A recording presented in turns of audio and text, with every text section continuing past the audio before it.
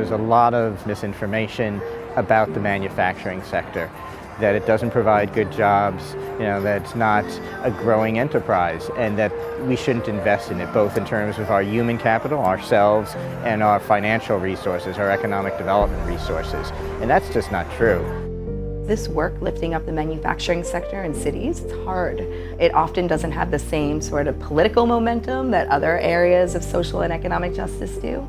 And people really put it all out there so that we can draw from one another and learn from one another. And I'm seeing that right here in Milwaukee.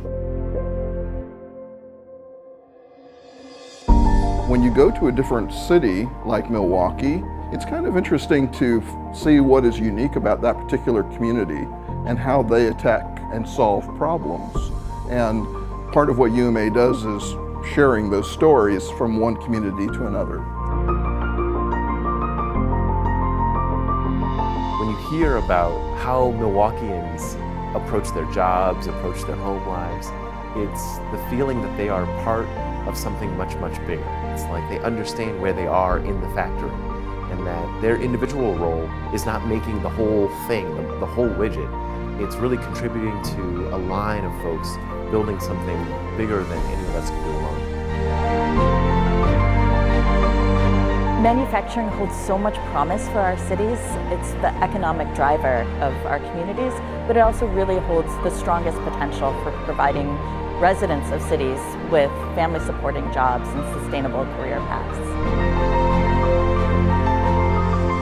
It's not really just about industries growing and making money and doing well, but it's also about our communities growing and making money and doing well. And so if we can change the way we interface, we can do more and we can do better. Today we're at Bradley Tech and Trade High School in Milwaukee, bringing together about 150 practitioners from across the country to help them learn from one another about the value of storytelling in connecting manufacturing back to their communities.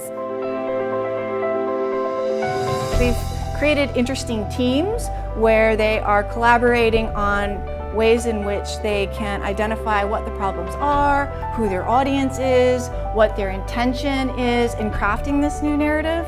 So it's really interesting in that it's about learning how to tell stories and then flipping to how we tell stories to learn. Everyone has a perception of urban manufacturing, and so we can use storytelling to craft and to nudge how they feel, to create awareness, to have an impact. Because at the end of the day, if we don't get an impact out of the stories we're telling, then why are we doing it?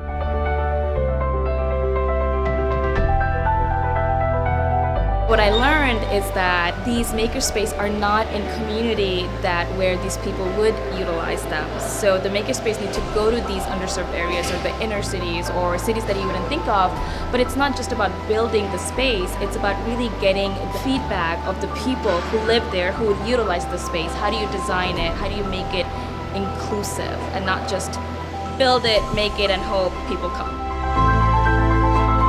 The whole issue of inclusivity, the whole issue of equity, the whole issue of involving minorities and minority communities in manufacturing, it has begun to creep up. So we can have that conversation not only in Milwaukee, we'll start seeing some numbers creep up and we'll start seeing wealth creation and equity in underserved communities. People who don't want to work in an office can get a good job, and there are career paths in manufacturing. So this is still a way for somebody to start off and move their way into the middle class. Hearing a story about a local community organization reimagining these spaces, these big box storefronts, and thinking to themselves, how do we put manufacturing in them? And telling it in a way that's accessible to people and really build out the value proposition. That's exactly what this event is about, and it's really exactly what the Urban Manufacturing Alliance is about.